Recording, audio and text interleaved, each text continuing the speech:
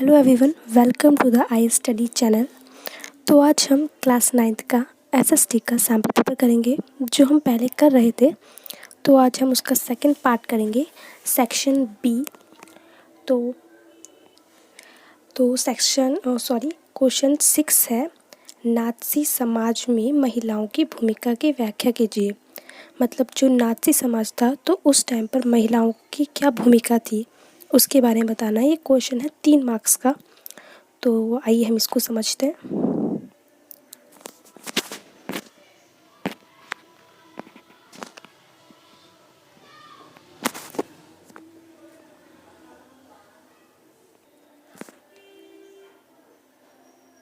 तो इसका आंसर है, पॉइंट फर्स्ट है, लड़कियों का फ़र्ज एक अच्छी माँ बनना और शुद्ध आर्य रक्त वाले बच्चों को जन्म देना था। मतलब एक अच्छी फ़र्ज की माँ बनना, अपना फ़र्ज निभाना और शुद्ध रक्त जो आर्य बच्चों को, शुद्ध रक्त गोरे बच्चों को मतलब उनको जन्म देना उनका फ़र्ज़ था। सेकंड पॉइंट है, नस्ल की शुद्धता बनाए रखना। मतलब अपनी नस्ल की जो आर्य नस्ल थी उसकी शुद्धता बनाए रखना, यहूदियों से दूर रहना, जितने भी यहूदी लोग हैं उनसे दूर रहना, ना उनसे कोई संबंध ना बनाना। घर संभालने और बच्चों को नाज़ी मूल्यांताओं को शिक्षा देने का दायित्व उन्हें ही सौंपा गया था। मतलब घर संभालने का और अपने बच्चों को नाज़ी के बारे में बताना उन्हें ही जो भी दायित्व था सौंपा गया था। थर्ड पॉइंट, उन्हें समझाया जाता था कि औरत मर्द के लिए समान अधिकारों का संघर्ष गलत है। मतलब औरत और आदमी समान नहीं है, इनकी जो समानता के लिए जो संघर्ष है वो गलत है, यह समाज को नष्ट कर देगा। ओके, तो इसका नेक्स्ट क्वेश्चन अब है अथवा में। मतलब आप अगर एग्ज़ाम में आता है तो आप 6 क्वेश्चन करेंगे या फिर इसके बदले आप ये क्वेश्चन करेंगे। तो मैं आपको ये भी करा देती हूँ। नाज़ी शासनकाल के दौरान जनसंहार में मुख्य निशाने पर कौन थे?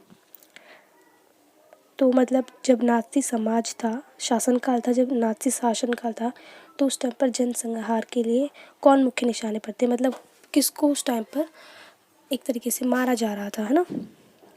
तो आइए हम इसको भी कर लेते हैं। इसका आंसर है, फर्स्ट पॉइंट है यहूदी, जो भी यहूदी लोग थे उन्हें मारा जा रहा था। सेकंड पॉइंट है जर्मनी में रहने वाले जिप्सी एवं अश्वेत लोग। अश्वेत मतलब काले लोग, है ना, मतलब जो गोरे नहीं थे, काले थे।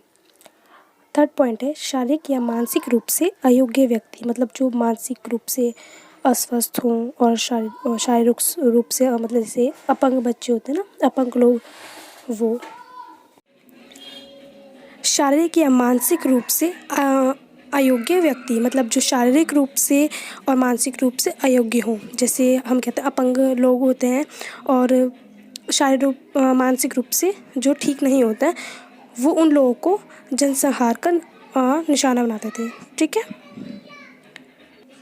नेक्स्ट क्वेश्चन है जो कि 3 मार्क्स का है। भारत के प्रधानमंत्री की शक्तियों और कार्यों का वर्णन कीजिए। तो जो भारत के प्रधानमंत्री हैं उनकी शक्तियों और कार्यों का उसका वर्णन करना है। ठीक है,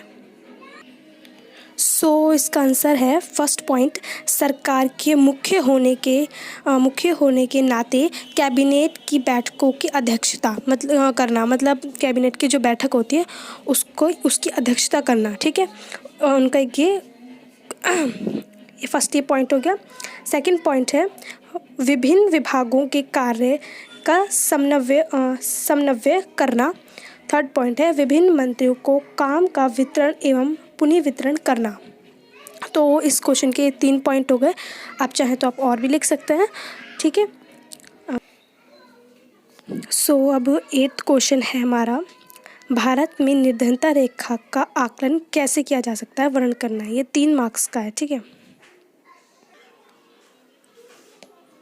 तो इसका फर्स्ट पॉइंट है भारत में निर्धनता रेखा का आकलन सामान्यतः हर 5 वर्ष पर प्रदर्शित सर्वेक्षण के माध्यम से किया जाता है।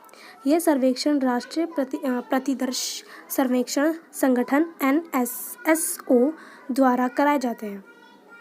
सेकंड पॉइंट है भारत में निर्धनता रेखा का आकलन। थर्ड का ए पॉइंट है कैलोरी आवश्यकताओं के आधार पर ग्रामीण क्षेत्रों में 2400 कैलोरी प्रति व्यक्ति प्रतिदिन और नागरिक क्षेत्रों में 2100 कैलोरी प्रति व्यक्ति प्रतिदिन। बी पॉइंट है प्रति व्यक्ति मौद्रिक व्यय की गणना के द्वारा वर्ष 2011 से 12 की गणना के अनुसार ग्रामीण क्षेत्रों में 816 रुपये प्रति व्यक्ति माह एवं नगरीय क्षेत्रों में 1000 रुपये प्रति व्यक्ति प्रति माह होना चाहिए। तो अब हम इसका अगला क्वेश्चन देखते हैं। अब सेक्शन सी है 9th क्वेश्चन। लोकसभा को संसद का लोअर हाउस कहा जाता है, लेकिन यह राज्यसभा अर्थात अपर हाउस से अधिक शक्तिशाली है। कैसे? तो इसका आंसर है दोनों सदनों के बीच मतभेदों की स्थिति में अंतिम फैसले दोनों सदनों की संयुक्त बैठक में किया जाता है। सदस्य की संख्या अधिक होने की स्थिति में लोकसभा के विचार को प्राथमिकता मिलने की संभावना रहती है, क्योंकि जो लोकसभा में वो सदस्य ज़्यादा होते हैं compare to Rajya Sabha. Second point है पैसों के मामले में लोकसभा का अधिकार अधिक होता है। राज्यसभा इससे संबंधित कानूनों को खारिज नहीं कर सकती है और उसे पारित करने में अधिक से अधिक 14 दिनों की देरी कर सकती है। ठीक है। थर्ड पॉइंट है राज्यसभा धन विधेयक के संबंधों में संशोधन का सुझाव दे सकती है, परंतु यह लोकसभा का अधिकार है। ठीक है कि वो इन सुझावों को माने या ना माने। फोर्थ पॉइंट है लोकसभा मंत्रिपरिषद को नियंत्रित करती है।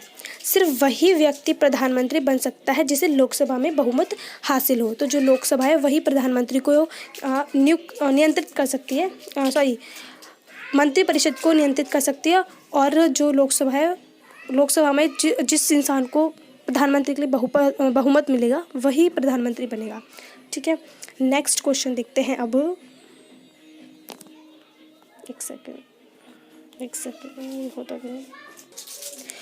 अभी इसका और में अथवा में क्वेश्चन है एक, आपके विचार में भारतीय न्यायपालिका स्वतंत्र क्यों है? कारण बताइए। ये भी 5 मार्क्स का ही है।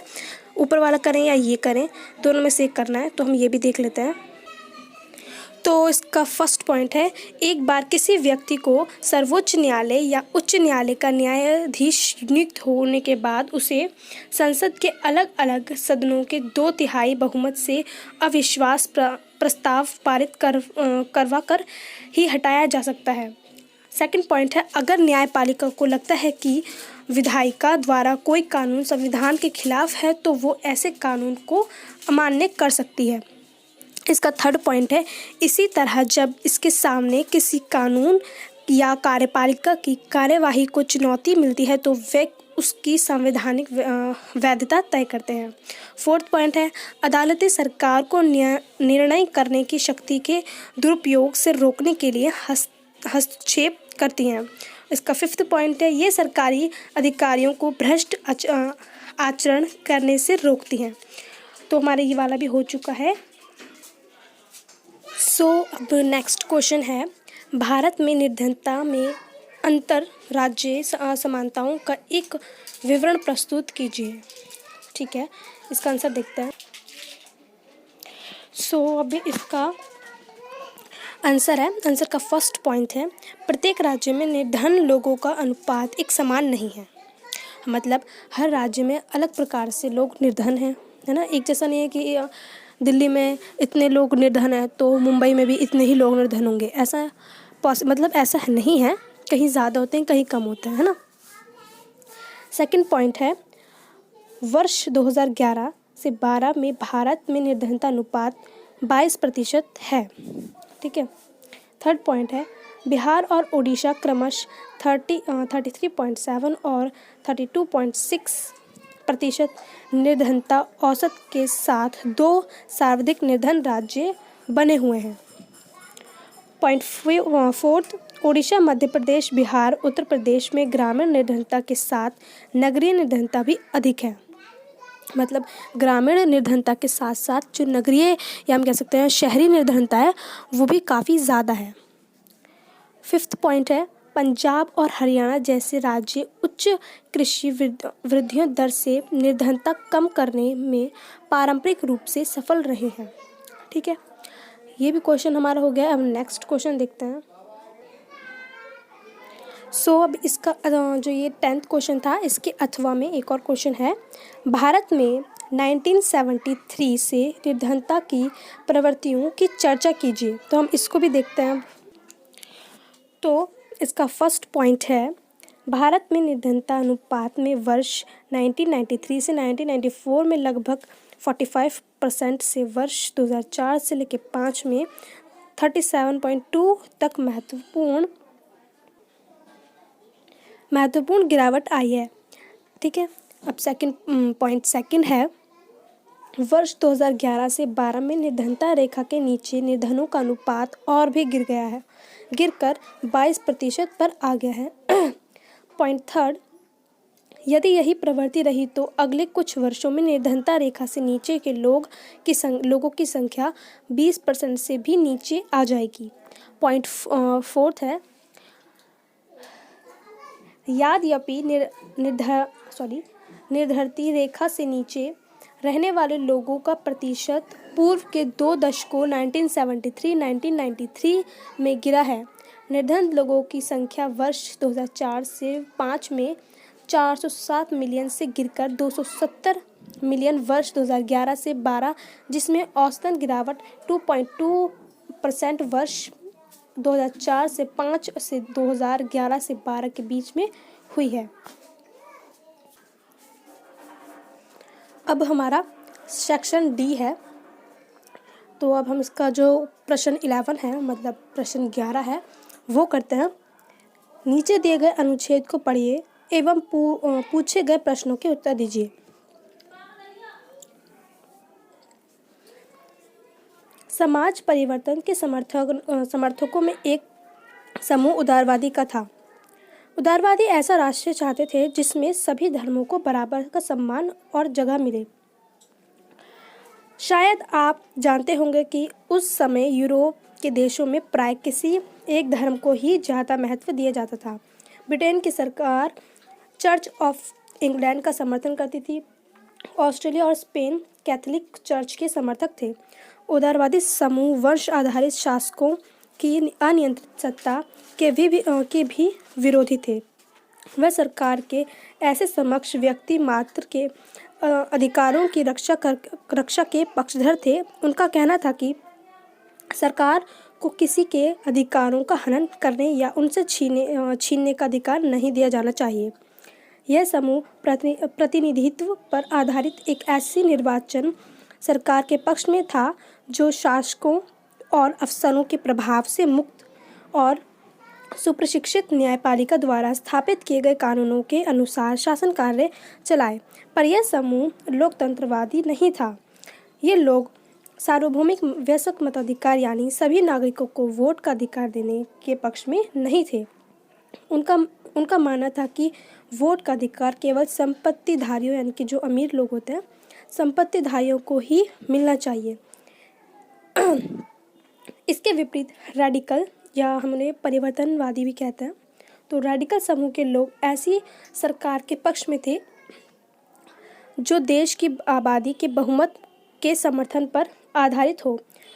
इनमें से बहुत सारे लोग महिला मताधिकार आंदोलन के भी समर्थक थे। उदारवादी के विपरीत ये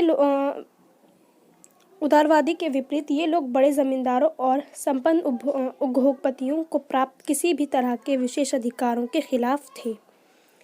वे निजी संपत्ति के विरोधी नहीं थे, लेकिन केवल कुछ लोगों के पास संपत्ति के संकेंद्रण का विरोध जरूर करते थे। रूढ़िवादी तबका, जो रूढ़िवादी ग्रुप था, वह रेडिकल और उदारवादी दोनों के खिलाफ था। मगर फ्रांसीसी क्रांति के बाद तो रूढ़िवादी भी बदलाव की ज़रूरत को स्वीकार करने लगे थे। पुराने समय में यानी 18वीं शताब्दी में रूढ़िवादी आमतौर पर परिवर्तन के विचारों का विरोध करते थे, लेकिन 19वीं सदी तक आते आते वह भी मानने लगे थे कि कुछ परिवर्तन आवश्यक हो गया है, परंतु वह चाहते थे कि अतीत का सम्मान किया जाए, अर्थात अतीत को पूरी तरह ठुकराया ना जाए और बदलाव की प्रक्रिया जो हो वो धीमी हो। तो हमने अभी पैराग्राफ पढ़ लिया है, हम थोड़े इसके जो प्रश्न पूछे गए हम उनके आंसर देते हैं। तो फर्स्ट क्वेश्चन है उदारवादी लोकतंत्रवादी एक सेकेंड हाँ उदारवादी लोकतंत्रवादियों से किस प्रकार भिन्न थे। तो ये क्वेश्चन का आंसर देना है, तो हम देखते हैं अब इसका आंसर। तो इसका आंसर है फर्स्ट पॉइंट, उदारवादी समूह लोकतंत्रवादी नहीं थे। जो उदारवादी थे हमने जैसा कि पढ़ा कि वो लोकतंत्रवादी नहीं थे, वो डेमोक्रेट नहीं थे। ये लोग सार्वभौमिक वयस्क मताधिकार यानी सभी नागरिकों को वोट का अधिकार देने के पक्ष में नहीं थे। उनका मानना था कि वोट का अधिकार केवल संपत्तिधारियों को ही मिलना चाहिए। जैसे हमने पढ़ा कि जो उदारवादी थे वो डेमोक्रेट नहीं थे और वो ये चाहते थे कि जो वोट का अधिकार वो सिर्फ संपत्तिधारी यानी कि अमीर लोगों के पास होना चाहिए, है ना। नेक्स्ट क्वेश्चन देखते हैं। सेकंड क्वेश्चन है रेडिकल समूह के राजनीतिक विचार क्या थे। तो हम इसका आंसर देखते। रेडिकल समूह के लोग ऐसी सरकार के पक्ष में थे जो देश की आबादी के बहुमत के समर्थन पर आधारित हो। इनमें से बहुत सारे लोग महिला मताधिकार आंदोलन के भी समर्थक थे। जैसे हमने पढ़ा कि जो रेडिकल्स थे वो जो महिलाओं को वोट का अधिकार मिलना चाहिए, तो इस जो ये आंदोलन था इसके भी समर्थक थे। उदारवादियों के विपरीत ये लोग बड़े जमींदारों और संपन्न उद्योगपतियों के प्राप्त किसी भी तरह के विशेष अधिकार के खिलाफ थे। मतलब जो भी उद्योगपति हैं, बड़े ज़मींदार हैं, उनको ऐसा विशेष अधिकार नहीं मिलना चाहिए, ठीक है। रूढ़िवादी किस प्रकार रेडिकल समूह और उदारवादियों के खिलाफ थे। तो अब हम इसका आंसर भी देख लेते हैं। रूढ़िवादी तबका जो रूढ़िवादी ग्रुप था वो रेडिकल और उदारवादी दोनों के खिलाफ था, ठीक है। मगर फ्रांसीसी क्रांति के बाद जब फ्रांसीसी क्रांति हुई तो रूढ़िवादी भी बदलाव की ज़रूरतों को स्वीकार करने लगे थे कि हाँ चलो ठीक है, हमें बदलाव होना चाहिए। पुराने समय में यानी 18वीं शताब्दी में रूढ़िवादी आमतौर पर परिवर्तन के विचारों का विरोध करते थे। मतलब उस टाइम पर 18वीं शताब्दी के टाइम पर जो रूढ़िवादी थे वो परिवर्तन का विरोध करते थे कि नहीं भाई, परिवर्तन नहीं होना चाहिए, जैसा चल रहा है वो एकदम बेस्ट है। लेकिन 19वीं सदी तक आते आते वह भी मानने लगे थे कि हाँ कुछ परिवर्तन आवश्यक हो गया है, मतलब कुछ परिवर्तन आना चाहिए। परंतु वह ये भी चाहते थे कि अतीत का सम्मान किया जाए, मतलब अतीत को यूँ पूरी तरह से ठुकराया ना जाए, सम्मान किया जाए और जो बदलाव की प्रक्रिया हो वो धीमी हो, ठीक है। नेक्स्ट क्वेश्चन देखते हैं। तो अब नेक्स्ट क्वेश्चन है 12th क्वेश्चन, ठीक है। नीचे दिए गए अनुच्छेदों को पढ़िए और एवं पूछे गए प्रश्नों का उत्तर दीजिए। जैसा कि हमने अभी करा, हमें ये पूरा पैराग्राफ पढ़ना है, फिर जो उसके क्वेश्चंस हैं उनका आंसर देना है। और ये बहुत ही इजी होता है, ठीक है। पैराग्राफ है उसको अच्छी तरीके से पढ़िए, आंसर यूँ ही निकल जाते हैं, ठीक है। तो अब हम इस पैराग्राफ को पढ़ते हैं। ये भारत में सबसे बड़े क्षेत्र में फैले हुए वन हैं।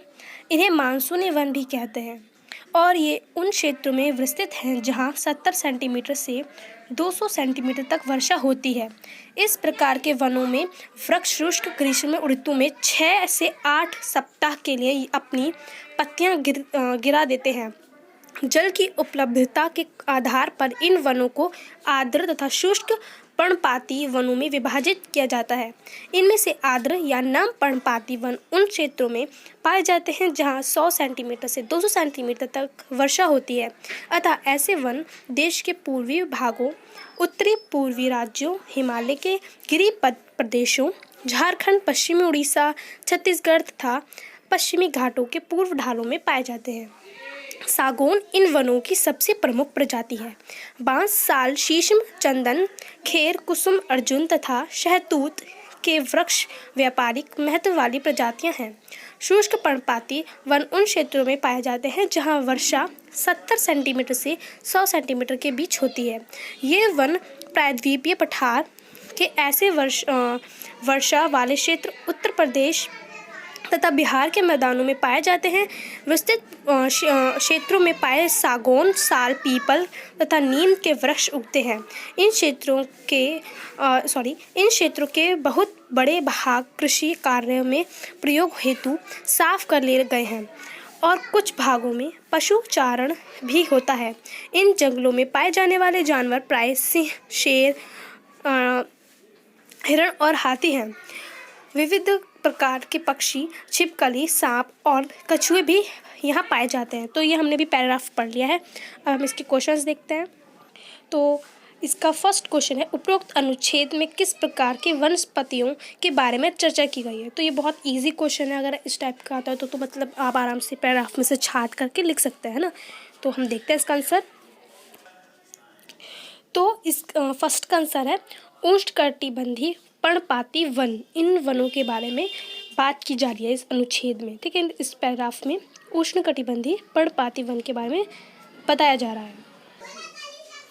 हाँ, सेकंड क्वेश्चन है, ये वन किन क्षेत्रों में पाए जाते हैं, ठीक है। आर्द्र पर्णपाती वन देश के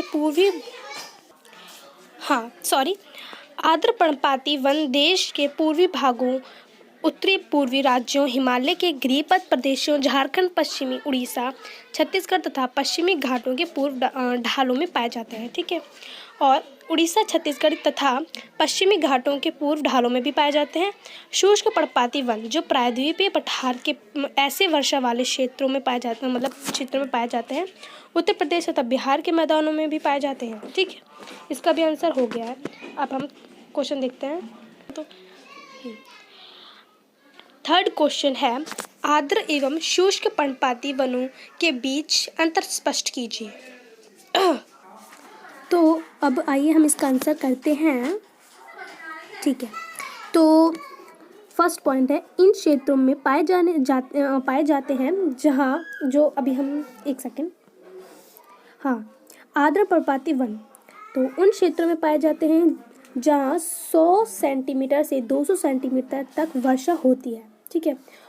और शुष्क पर्णपाती वन उन क्षेत्रों में पाए जाते हैं जहाँ वर्षा 70 सेंटीमीटर से 100 सेंटीमीटर के बीच होती है। सेकंड पॉइंट है, सागौन इन वनों की सबसे प्रमुख प्रजाति है। बांस, साल, शीशम, चंदन और खैर कुसुम, अर्जुन तथा शहतूत के वृक्षों व्यापारिक महत्व वाली प्रजातियां हैं। तो यहीं पर हम पढ़ते हैं, शुष्क पर्णपाती वन में प्राय सागौन, साल, पीपल तथा नीम के वृक्ष उगते हैं। यहाँ पर भी कौन से उगते हैं? सागौन, साल, पीपल तथा नीम के वृक्ष उगते हैं, ठीक है। तुम्हारा ये भी क्वेश्चन कंप्लीट। अब हम आगे के जो क्वेश्चंस के आंसर हैं उनको नेक्स्ट वीडियो में समझेंगे। अगर समझ में आया हो तो लाइक कीजिएगा, सब्सक्राइब कीजिएगा और अगर अभी कोई डाउट हो तो कमेंट सेक्शन में पूछ लीजिएगा। Thank you.